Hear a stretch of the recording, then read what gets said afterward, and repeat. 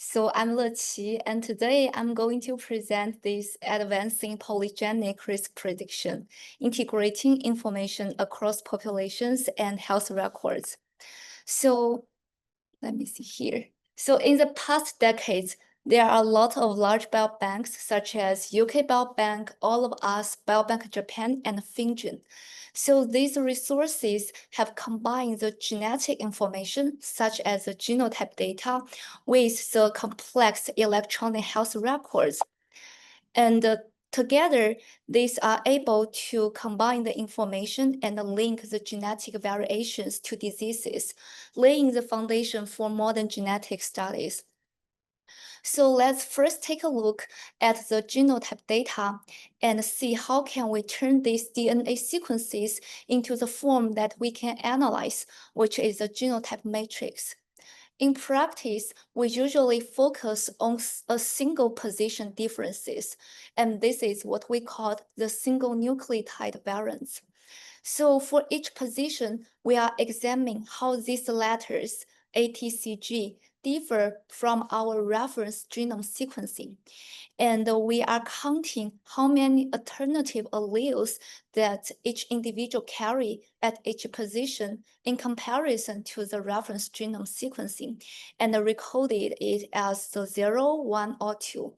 And by collecting millions of these SNPs, we are able to form this genetic matrix. And here we usually consider the common SNPs, which is observed in at least 1% of the population, and we call these single nucleotide polymorphisms, or SNPs. As for the complex electronic health records, a very simple and common way researchers will just transform them into the disease labels, indicating whether this individual has a disease like coronary artery disease or not. So with this genotype matrix and this disease label in hand, we are able to perform the Genome-Wide Association Studies, or called GWAS.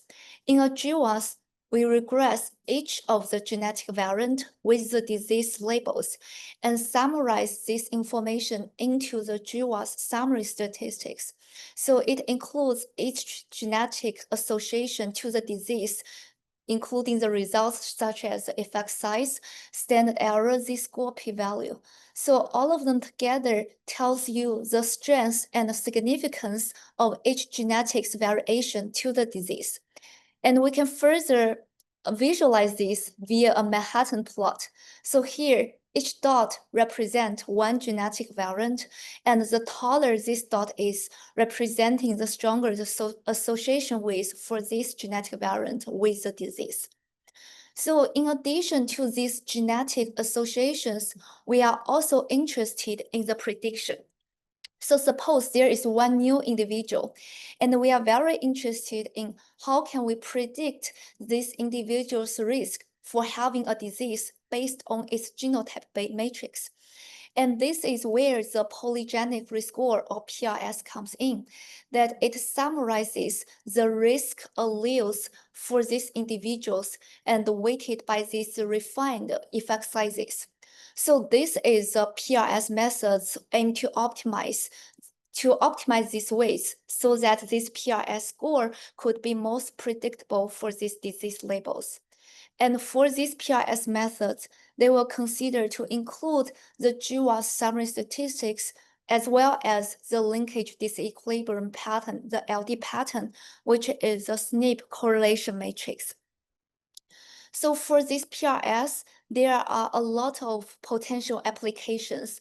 For example, you can early identify high-risk individuals, and you can have targeted monitoring and preventative interventions, as well as personalized and precision medicine.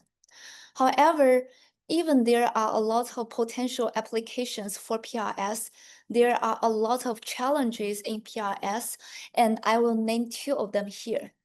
Firstly, for most of the PRS, because the dominance of the European GWAS summary sets, the PRS performance is the best for the European populations, and for other populations, due to the limited sample size of the GWAS and the limited transferability of PRS across populations, the PRS prediction accuracy suffer for these non-European populations.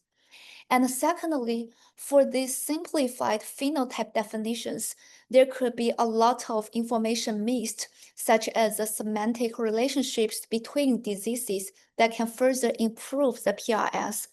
So in this talk, I'm going to present two projects. The first one is mixed PRS to handle the first problem, and the EEPRS to handle the second problem. So let's first take a look at the mixed PRS. In order to improve the transferability of PRS, there are a lot of multi-population PRS methods proposed. And the major idea for these methods is to jointly model the effect sizes across populations so that for these non-European populations, they can borrow information from large European populations and also other non-European populations. However, for all these multi-population PRS methods proposed, there is no single PRS method dominates, so that we need some method combination to improve prediction accuracy. However, due to the limited individual level data in non-European populations, we want to ask the question, how can we integrate all these multi-population PRS methods using only GWAS summary statistics? So here is our proposed pipeline. Let's start from the GWAS summary statistics we obtained from publicly available data. Then we want to apply the idea of data fission that I will explain later in detail to generate the training GWAS and tuning GWAS. And then we want to use this training GWAS to train all these PRS methods to have the PRS, and use this calculated PRS combined with the tuning GWAS to calculate the combination weights for this PRS. And then we use the original GWAS summary statistics to calculate the PRS and use this PRS combined with the weights that we estimated to have the final PRS for the target population. From this pipeline, you could see that one essential step here is the data fission, or we call pseudo GWAS subsampling, to generate the training GWAS and tuning GWAS. So to understand this step, let's start from the GWAS summary statistics that based on the linear addictive model for a phenotype vector Y, we are like using the X, which is the genotype matrix with the effect sizes plus the epsilon. And here we are going to multiply the X transpose to both left and right hand sides to have X transpose Y over N as the left hand side and have this right hand side as here. So the reason for us to do this transformation is that based on some simple calculations, you can prove that this left-hand side is actually the GWAS summary statistics we can obtain from the publicly available data. So this is the GWAS summary statistics. And the X transpose X over N here is actually the LD matrix, the correlation matrix between the SNPs. And also, this beta is our true effect sizes, and we assume this follows this Gaussian distribution. So if now we only have this GWAS summary statistics beta hat all, how to obtain this independent beta tilde chain and beta tilde 2? So our idea is to apply the data fission that when a random variable follows a Gaussian distribution, we are able to generate two random variables, fx and gx, that are independent from each other, but centered at the same center as the x. So if we're replacing this x by our GWAS summary statistics beta hat, as we know it follows a Gaussian distribution, then using this data fission idea, we could generate the fx as a training GWAS and gx as a tuning GWAS so that fx and gx will be independent from each other. So this algorithm could be further simplified into this algorithm, and we could see that this generated training GWAS and tuning GWAS are still centered at our true center and have different covariance matrix. So this is the ideal pseudo GWAS subsampling algorithm that if we want to generate the training and tuning GWAS, we need to know the original GWAS summer statistics, and we need to determine the tuning to training sample size ratio, and we know this and all. And we need to know this correlations, SNP correlation matrix, the LD matrix. However, there is one problem here. Typically, we don't know this DO in practice, so that we need to use the derived, which is the LD matrix calculated using the external data such as 1000 Genome Project for this pseudo GWAS subsampling. So instead of having this ideal algorithm, we can only have this practical algorithm that we need to replace this DO by derived. So our question here is, will this approximation cause any problems? To answer this question, we need to go back to our algorithm, and we find that for this ideal case, the residual correlation for the training and tuning GWAS are actually zero, meaning the residual correlation is zero. However, when we are using this derived in the algorithm, we could see that the training and tuning residuals are no longer zero, their correlation, implying that this LD mismatch, the difference between DO and derived, could lead to the overfitting in our whole pipeline.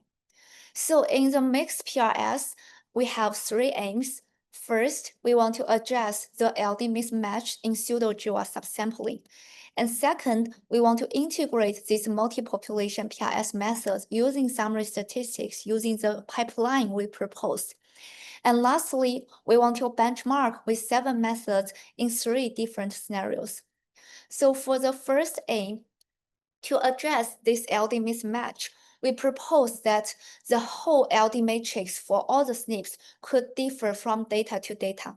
However, if we only use a subset of SNPs that are more likely to be independent, then this SNPs pattern should be more similar from data to data. Therefore, in our GWAS subsampling, we only consider the LD prone SNPs and using the identity covariance to generate the training and tuning GWAS. And here we use the LD pruning, which can alleviate this LD mismatch and has faster speed. And for however, because we only use a subset of the SNPs, so there could be some discrepancies between the pruned fit and the full fit. So in order to see whether our strategy will be better than using the full SNPs with the LD reference panel, we want to evaluate it and in the real data. So here we want to compare 2 strategies. The first is our proposed one, the identity prune that use identity covariance matrix with LD prune SNPs, and compare it to the ref LD full, which is the LD reference panel with full SNPs. And we are going to evaluate the final PRS using these 2 strategies and see their performance in the 26 traits in UK Biobank. So here we show the relative improvement of using identity prune over the ref LD full. And you could see that using our proposed strategy, identity prune should perform better than the original ref LD full. So here we have illustrated the first step. How can we perform this pseudo GWAS subsampling while mitigating this LD mismatch issue? And then we need to integrate the multi-population PRS methods. And here, the first step is we need to use the subsampled training GWAS with the LD-pruned GWAS from other populations. And we consider two multi-population PRS methods, joint PRS auto and SCPRX, to calculate the PRS. So here, the reason we select these two methods, SDPRX and joint PRS auto, is based on the following two selection criteria. Firstly, we only require GWAS summary statistics and LD reference panel to calculate the PRS without any individual tuning requiring the individual level data. And secondly, both methods consider the genetic correlation across populations to improve the transferability. And in the future, we could consider more methods that require tuning. So we first use this training GWAS to calculate this PRS, and then we need to use the subsampled tuning GWAS combined with our calculated PRS to estimate the combination weights.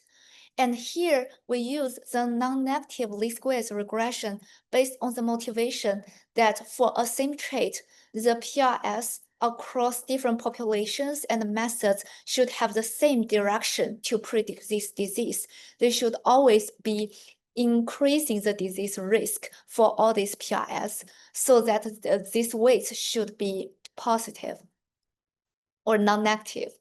Yeah, and then we want to compare these two combination strategies. The first one is the non-negative least squares, our proposed NNLS strategy, and second is a simple linear regression. And we similarly compare the final PRS prediction accuracy for the 26 traits in UK Biobank. And here we could see that in comparison to the simple linear regression, our proposed strategy NNLS could improve the performance. So based on all these results, we can have our mixed PRS pipeline. That the first step is to use the GWAS summary statistics and select the LD-prone SNPs with using the identity covariance matrix to generate the subsampled training and tuning GWAS.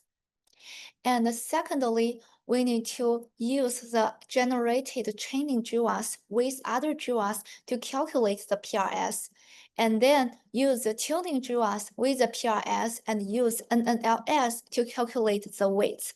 And we repeat the step 1 and step 2 4 times and take the mean across 4 repeats. And lastly, because in the PRS, we still want to fully utilize all the SNPs, so that we use the GWAS summary statistics, the original one from all populations with all the SNPs, and use these two PRS methods to calculate the PRS. And then we use the weights we calculated with the PRS to have the final mixed PRS.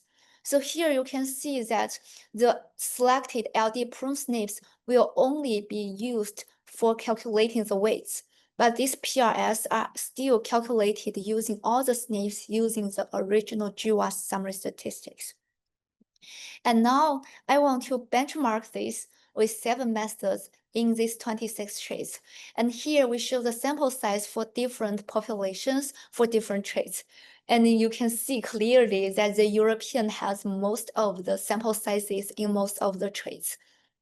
And we are going to evaluate it under 2 scenarios. When there is no tuning, we use the UK Biobank for testing. And when exists tuning data, we consider 2 additional scenarios. The first is that we perform 5-fold cross-validation in UK Biobank so that we can tune in 4 folds and then test in another fold and repeat it for 5 times. And when there exists 2 different cohorts, we can tune in one cohort and test the performance in another cohort, all of us. So when there is no tuning data, there are 5 methods that can be applied using this scenario. And we could see the purple bar, which is a mixed PRS, performs comparable or the best for most of the traits. And if we dig into the detail and see this mixed PRS and its element methods, joint PRS, auto, and SDPRX, you can see, for example, here, For HDL, actually joint PRS auto performs better than the SDPRX, while in the LDL, the joint PRS auto performs worse than the SDPRX. However, in both of the scenarios, we could see that mixed PRS is able to leverage the benefits from both methods so that it can achieve the best or comparable to the best performance for all these traits, increasing the robustness for the PRS prediction. And we also compare this performance for the fivefold cross-validation scenario. And here we compare the relative prediction accuracy of all the 7 methods here and compare its performance to the mixed PRS. And here, one dot is a trait. So if this dot is below the red line, it implies that the performance of this dot is lower for this method, joint PRS, than the mixed PRS. And we could see that for most of these dots, it's close or below the red line, implying that the mixed PRS is performing better than other methods in general. And even though other methods utilize individual level tuning data, this mixed PRS is able to eliminate the need and only use the GWAS summary statistics. And we can also see this similar trend in when we use different cohorts that tune in UK Biobank and test in all of us.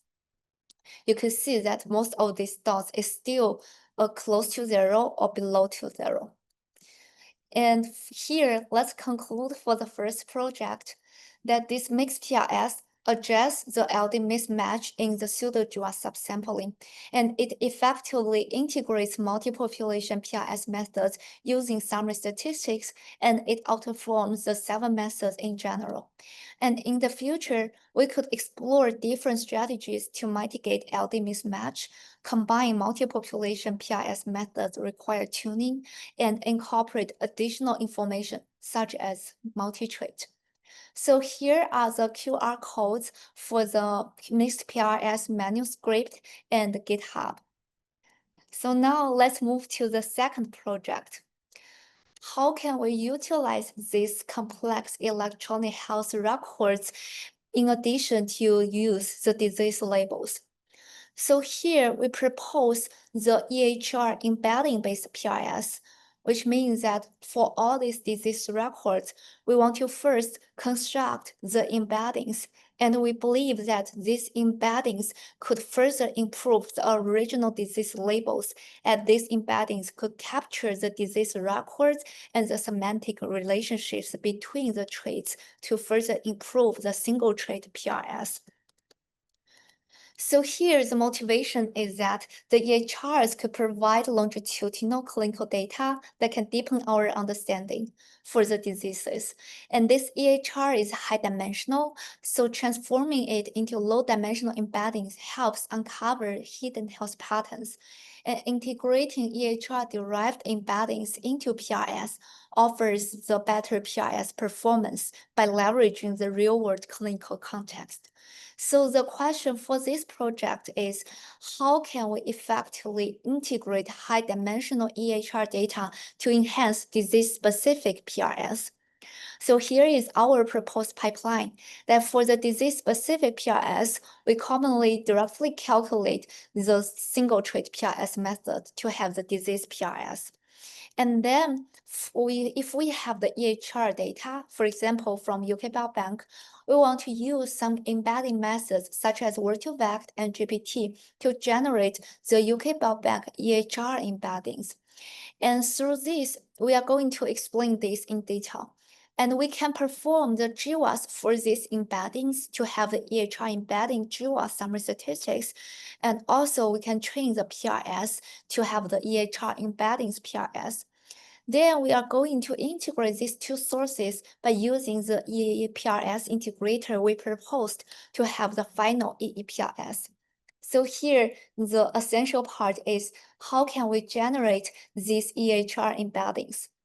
So let's use the GPT as an example. And suppose here for one individual, it has 3 diseases diagnosed: the coronary artery disease, CAD, type 2 diabetes, T2D, and Alzheimer's disease, AD. Then these diseases are actually mapped from the ICD-10 codes in the UK Biobank data. And then we want to generate the disease-specific embeddings. So for example, if we are using GPT, you can ask GPT to provide a paragraph describing this disease. And after we have this paragraph for this disease, we can transform it into the numerical vectors using like embedding models from OpenAI, the text embedding 3 large, to have this disease-specific numerical vectors.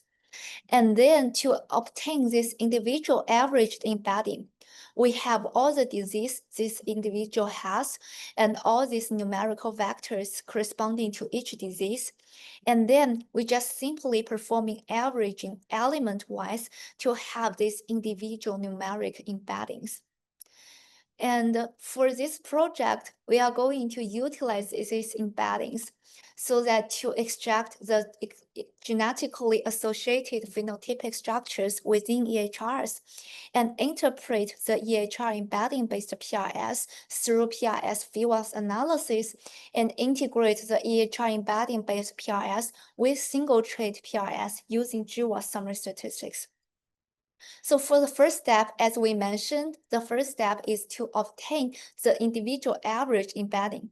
And then we treating each dimension of the embedding as one phenotype and regress on the individual genotype data to have the embedding GWAS summary statistics.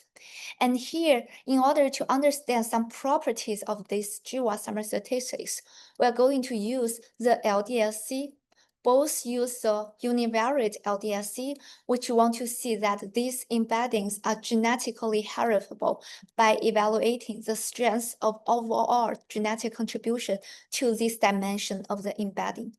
And also the bivariate LDLC to see whether these embeddings are genetically correlated with different traits, so that to see the strength of shared genetic contribution between 2 traits. Here it's embedding and the target trait. So here for the embedding, we are trained using 2/3 of the UK Biobank participants and use 2 methods, or 2vect and GPT. And we further do some dimension reductions, and we find that this GPT is very redundant, so that we did not consider this one, but only the dimension reduction one. And then we regress on the GWAS, and we estimate its LDLC, that each dot here is 1 dimension. And we can see that most of these dots is positive, implying that these embeddings are genetically heritable. And we also use the bivariate LDLC and calculate the genetic correlation between each of the embedding with all the target disease we have, and see that these embeddings are genetically correlated with different traits. So then we calculate the PRS using this embedding GWAS to calculate the embedding PRS and perform this PheWAS analysis. So for this PRS-based PheWAS analysis, we compute this for the rest 1/3 of the participants in the UK Biobank with no overlap with our training data using these 2 embedding methods. And we perform the PheWAS analysis to regressing each of the PRS we calculated for the embedding with the disease labels and determine the significance using the BH-FDR correction. So here we summarize the results based on the disease categories, so that here each category includes a set of disease, and we select the most significant association to present here. We could see that different embeddings are actually associated with different types of diseases. And also, we could see the individual disease for each embedding, and we could also have similar conclusion that different embedding PRS are associated with different group of diseases. And lastly, we want to integrate the EHR embedding-based PRS with single-trait PRS using GWAS summary statistics. So we need to use this embedding PRS we calculated and the target trait PRS we obtained, and we extend our first project's method mixed PRS to this EEPRS integrator to require only GWAS statistics, but we here pre-select the embeddings that are genetically correlated with the target trait and use a linear regression, as here these embeddings are not necessarily have the same direction as the disease. So for our last results, we want to present the improvement of using our embeddings versus using the single trait PRS for the 41 traits and evaluate on the 1/3 of the resting data. And let's recall that for the disease PRS, the PRS CS auto here, we are using the disease-specific GWAS statistics. And then we need to use the EHR embedding GWAS we obtained, and then use the LDSC to select the genetically correlated EHR embeddings. And then we still use the PRS-CS auto to calculate this genetically correlated PRS. And then we use our EEPRS integrator to combine and have the final EEPRS. And we see the relative improvement of using EEPRS method over using the PRS-CS auto. And we could see that using EEPRS consistently improve over the single trait PRS method. So for this project, we can conclude that EEPRS identifies genetically associated phenotype structures, and it interprets the embedding-based PRS through PRS-FIWAS analysis, and it improves the prediction performance over single trait PRS. And in the future, we could consider to develop advanced methods for the individual phenotype embeddings instead of just simply do the averaging. And we could build the comprehensive clinical genetic prediction models and also consider incorporate the longitudinal information from EHRs. And also here is the QR codes for the EEPRS manuscript and the EEPRS GitHub. And now I want to do some simple acknowledgements. First is to my advisor, Dr. Hongyu Zhao, for his suggestions and support during my whole PhD life. And I want to thank my large Zhao Lab members that we are like a family. And I want to thank all their discussions and helpful suggestions all the time. And for the mixed PRS, I want to thank all the co-authors, Yikai Dong, Xiaowei Zeng, Zeyu Bian, Dr. Ge Yuzhou, Dr. Le Yingguan, and Dr. Hongyu Zhao.